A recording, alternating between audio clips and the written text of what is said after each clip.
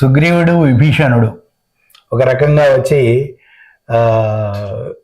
అంటే స్నేహం కోరుకొని వాళ్ళకి కావాల్సినటువంటి కార్యాన్ని తీర్చుకున్నటువంటి విధానంలో మళ్ళీ సుగ్రీవుడికి రాజ్యాభిషేకం చేయడం, విభీషణుడికి కూడా రాజ్యాభిషేకం చేయడం. అప్పుడు అయిపోయిన తర్వాత లక్ష్మణుడు అడుగుతాడని అపి స్వర్ణమయి లంక అని చెప్పేసి. కానీ అప్పుడు రాముడు చెప్పినటువంటి యొక్క ఏదైతే జననీ జన్మభూమిశ్చ స్వర్గాదపి గరీయసి, దీనిని ఏ విధంగా చూడాలి?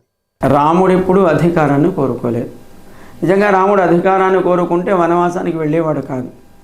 కనుక రాముడికి రాజ్యము, అధికారము, వ్యామోహము ఇవేవి లేవు.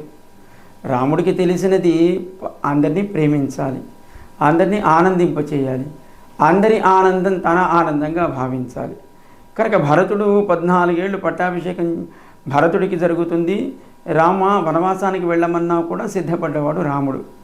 కనుక రాముడు సుగ్రీవుడికి కిష్కింధని తాను కావాలని కోరుకోలేదు. ఎవరి కోసం వాలిని చంపాడో ఆ సుగ్రీవుడికి రాజ్య పట్టాభిషేకం చేశాడు. అలాగే లంకని తాను పరిపాలించాలనుకోలేదు. సుగ్రీవుణ్ణి నిన్ను రాజును చేస్తానని సముద్ర తీరంలో శరణాగతుడై వచ్చిన సుగ్రీవుడికి మాట ఇచ్చాడు. వెంటనే అక్కడే సుగ్రీవుడికి పట్టాభిషేకం కూడా చేశాడు. లక్ష్మణుడి చేత జలాలను తెప్పించి సముద్ర తీరంలో విభీషణుడికి. మరి అప్పటి నుంచి ఆయనకి ఒక రకమైనటువంటి ఆవేదన ఏర్పడిందట.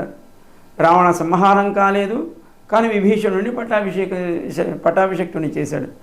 కనుక రావణ సంహారం అయిన తర్వాత ప్రమోద విగతజ్వర అంటాడు వాల్మీకి. ఎప్పుడైతే విభీషణుడికి పట్టాభిషేకం చేశాడో రాముడు, అమ్మయ్య నేను ఇచ్చిన మాట నిలబెట్టుకోగలిగాను అని ఆనందించినవాడు రాముడు. కనుక జననీ జన్మభూమిశ్చ స్వర్గాదపి గరీయసి అని అయోధ్య గురించి అన్నప్పటికీ ఆయన దాని మీద కూడా వ్యామోహం లేనివాడు రాముడు. కనుక ఎక్కడికి వెళితే అక్కడ ఇది నాది అనుకొని దాన్ని ఆక్రమించుకొని అక్కడ ఉండేటువంటి సౌందర్యాన్ని చూస్తూ అక్కడే తాను ఉండిపోవడం కాదు.